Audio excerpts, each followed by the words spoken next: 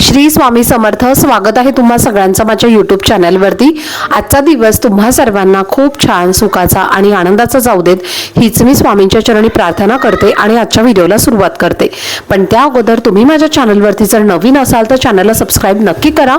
त्याचबरोबर कमेंटमध्ये श्री स्वामी समर्थ लिहायला अजिबात विसरू नका।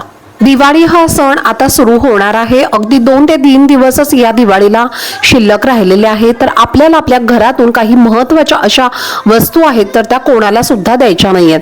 त्यामुळे काय होतं, जर आपण या गोष्टी जर केल्या तर त्याचे अनेक विपरीत परिणाम आपल्या आयुष्यावरती होत असतात। आणि बरेच लोक असं सुद्धा म्हणतात पहा की मी या गोष्टी पाळत नाही किंवा मी या गोष्टी मानत नाही, किंवा बऱ्याच वेळेला असं सुद्धा होतं की माझा या गोष्टींवरती विश्वास नाही, असं सुद्धा बरेच लोक म्हणत असतात। पण तुम्हाला माहिती आहे का, याचे परिणाम जे आहेत तर ते आपल्या जीवनावरती होत असतात। आपल्या कुंडलीमध्ये जे काही ग्रहमान आहेत तर त्यामध्ये दोष तयार होत असतात आणि मग शेवटी आपण बरेच पूजा पाठ करतो, उपाय करतो, जे काही दोष आहेत तर ते दूर करण्यासाठी आपण बरेच प्रयत्न सुद्धा करत असतो। पण तुम्हाला माहिती आहे का की या ज्या काही विशिष्ट तिथी असतात तर हे जे दिवाळीचे 5 दिवस आहेत तर ते अत्यंत महत्त्वाचे दिवस असतात। जसं की आपल्या हिंदू धर्मातील हे जे दिवाळीचे 5 दिवस आहेत तर त्या अतिशय महत्त्वाचे असतात आणि आपण या सणांची अगदी आतुरतेने वर्षभर वाट पाहत असतो। म्हणून या दिवसांमध्ये या चुका आपण जर करत राहिलो तर नकारात्मक शक्ती असतील, वास्तुदोष असतील, पितृदोष असतील, आपण वर्षभर पहा बरेच उपाय करत असतो हे सर्व दोष दूर करण्यासाठी। पण आपल्याकडनं या जर चुका झाल्या तर या सेवेचा, या उपायांचा आपल्याला कसा बरं फायदा होईल। म्हणूनच या ज्या काही महत्त्वाच्या गोष्टी आहेत तर या महत्त्वाच्या गोष्टी किंवा या ज्या 1-2 वस्तू तुम्हाला मी सांगणार आहे, तर तुम्हाला कोणी कितीही आग्रह करू द्या, तर तुमचा अगदी कितीही जवळचा व्यक्ती, मित्र असेल किंवा तुमचा एखादा नातेवाईक असेल आणि त्याने तुम्हाला कितीही आग्रह केला तरी सुद्धा तुम्हाला या दिवाळीच्या 5 दिवसांमध्ये या ज्या वस्तू आहेत तर त्या कोणाला सुद्धा द्यायच्या नाहीयेत। आता या कोणकोणत्या वस्तू आहेत तर हे मी तुम्हाला सांगणारच आहे। तर पहा काय होतं, नक्की ज्या वेळेस आपण आपल्या घरातून या वस्तू आपल्या घरातनं बाहेर देतो तर त्यावेळेला आपल्या घरामध्ये बऱ्याच प्रकारचे दोष हे प्रवेश करत असतात आणि आपण या वस्तू दिल्यामुळे आपल्या घरातून लक्ष्मी सुद्धा काढता पाय घेत असते। त्यामुळेच आपल्याला या काही महत्त्वाच्या चुका आहेत तर त्या आवर्जून टाळायच्या आहेत आणि त्यामुळे माता लक्ष्मी सुद्धा प्रसन्न होते आणि माता लक्ष्मीची अखंड कृपा आपल्यावरती राहते। आणि ज्या वेळेस माता लक्ष्मीची अखंड कृपा आपल्यावरती राहील तर त्यावेळेस आपल्या घरामध्ये कोणत्याही प्रकारचे दोष आहेत तर ते राहणार नाहीत। वास्तुदोष असतील, पितृदोष असतील, कोणत्याही प्रकारचे दोष असतील तर त्यातनं सुद्धा आपल्याला सुटका मिळते। पण ज्या आपल्या घरावरती माता लक्ष्मीची कृपा राहत नाही, माता लक्ष्मी ते घर सोडून जाते, तर त्यावेळेस आपल्या घरामध्ये वास्तुदोष तयार होतात, पितृदोष तयार होतात आणि नकारात्मक शक्ती सुद्धा तयार होत असतात। तर या ज्या काही महत्त्वाच्या चुका आहेत तर त्या आपल्याला टाळायच्या आहेत। आता कोणकोणत्या वस्तू आहेत हे आपण जाणून घेणार आहोत। त्यामधली सर्वात पहिली आणि सर्वात महत्त्वाची वस्तू लक्ष्मी, म्हणजे जिला आपण पैसा म्हणतो, तर हे पैसे तुम्हाला कोणालाही उसने द्यायचे नाहीयेत। कर्ज म्हणून सुद्धा तुम्हाला कोणाला सुद्धा द्यायचे नाहीयेत।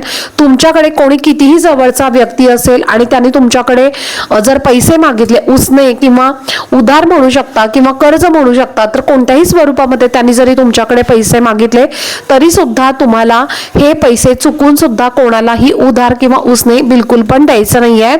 तर वसुबारसापासून ते दिवाळी संपेपर्यंत आपल्याला हे पैसे जे आहेत तर ते कोणाला सुद्धा द्यायचे नाहीये। तर दिवाळीच्या दिवशी अमावस्या असते, लक्ष्मी पूजनाच्या दिवशी, आणि तोपर्यंत आपल्या घरामध्ये जी लक्ष्मी आहे तर ती कोणाला सुद्धा आपल्याला द्यायची नाहीये। म्हणजे आपल्या घरातून पैसे आपल्याला कोणाला सुद्धा उसने किंवा उधार चुकून सुद्धा द्यायचे नाहीये। तुम्ही तुमच्यासाठी एखादी वस्तू खरेदी करून घेऊ शकता, कारण आपण ती विकत घेणार असतो आपले स्वतःचे पैसे देऊन, पण एखाद्याला उसने, उधार, कर्ज म्हणून आपल्या घरातले पैसे कोणाला सुद्धा द्यायचे नाहीयेत। आपण का म्हणून बरं आपली लक्ष्मी दुसऱ्याला द्यायची, तर त्यामुळे ही एक सर्वात पहिली महत्त्वाची चूक आहे की जे पैसे आहेत तर ते वसुबारसापासून ते दिवाळी संपेपर्यंत कोणाला सुद्धा आपल्याला द्यायचे नाहीयेत। दिवाळी संपेपर्यंत म्हणजे जोपर्यंत दिवाळीचं आपण लक्ष्मी पूजन करत नाही तोपर्यंत आपल्याला कोणालाही पैसे उधार द्यायचे नाहीयेत। त्यानंतर आता काही महत्त्वाच्या गोष्टी आहेत तर त्या सुद्धा तुम्हाला मी सांगते। जसं की तुमच्याकडे कोणी कितीही आग्रह केला की माझ्या घरातील एक वस्तू संपली आहे आणि तेवढी प्लीज मला द्या, तर आता या वस्तू कोणत्या आहेत पहा। लक्ष्मीचे एक स्वरूप जे आहे तर ते म्हणजे साखर, तर आपल्या घरातलं मीठ आणि त्यानंतर गव्हाचं पीठ। तर आता या ज्या 3 वस्तू तुम्हाला मी सांगितलेल्या आहेत, ज्या वस्तू पांढऱ्या रंगाच्या आहेत, तर हा पांढऱ्या कलरच्या ज्या वस्तू आहेत त्याच्यामध्ये साक्षात माता लक्ष्मीचा वास असतो. त्यामुळे या दिवशी सुद्धा आपल्याला या ज्या वस्तू आहेत तर आपल्याला या घरातनं कोणालाही द्यायच्या नाहीये. तर पहा, बऱ्याच वेळेला काय होतं, तुम्ही सिटीमध्ये वगैरे पाहिलं असेल तर काही जे कामगार असतात, जे आपल्याकडे सफाई कामगार वगैरे काम करत असतात किंवा इतर कोणत्याही प्रकारचे जे कामगार असतात, तर ते आपल्याकडे भेटवस्तू म्हणून आपल्याकडे पैसे मागायला येत असतात आणि त्यावेळेस आपण त्यांना पैसे सुद्धा दिवाळी भेट म्हणून देत असतो. पण तुम्हाला मी सांगते, वसुबारसाच्या अगोदर म्हणजे दिवाळीच्या अगोदर तुम्हाला हे जे भेटवस्तू आहेत किंवा हे जे पैसे आहेत तर ते तुम्हाला द्यायचे आहेत. कारण की वसुबारस या दिवसापासून लक्ष्मी पूजनापर्यंत तुम्हाला कोणी कितीही जरी पैसे मागायला आलं तरी सुद्धा तुम्हाला ही पैसे द्यायचे नाहीयेत किंवा या कोणत्याही प्रकारच्या ज्या वस्तू तुम्हाला मी सांगितलेल्या आहेत तर त्या सुद्धा तुम्हाला द्यायच्या नाहीयेत. आता सर्वात महत्त्वाची गोष्ट म्हणजे, आता तुम्ही जर मंदिरामध्ये जर गेला आणि या ज्या वस्तू तुम्हाला मी सांगितलेल्या आहेत जसं की तांदूळ, साखर, मीठ झालं, तर या वस्तू तुम्ही मंदिरामध्ये नक्कीच अवश्य दान करू शकता. मंदिरामध्ये जर तुम्ही दान केल्या तर त्याचं खूप पटीनं तुम्हाला पुण्य मिळेल. पण तुम्हाला तुमच्या घरातून, तुमच्या आजूबाजूला, शेजारी, नातेवाईक किंवा जे कोणी कामगार, जसं मी तुम्हाला सांगितलं, तर हे या वस्तू जर हे मागायला आले तर तुम्ही त्या चुकून सुद्धा कोणालाही द्यायच्या नसतात. तर या महत्त्वाच्या गोष्टी तुम्हाला पाळायच्या आहेत आणि या गोष्टी जर तुम्ही पाळल्या तर अखंड माता लक्ष्मीची कृपा आपल्यावरती राहील. तर त्यामुळे या चुका आपल्याला आवर्जून टाळायच्या आहेत. तर चला, झालेली सेवा ही मी स्वामी महाराजांच्या चरणी अर्पण करते. आजचा व्हिडिओ जर तुम्हाला आवडला असेल तर व्हिडिओला जास्तीत जास्त लाईक, शेअर आणि चॅनलला सबस्क्राईब नक्की करा. भेटूयात पुढच्या व्हिडिओमध्ये. तोपर्यंत सर्वांना श्री स्वामी समर्थ.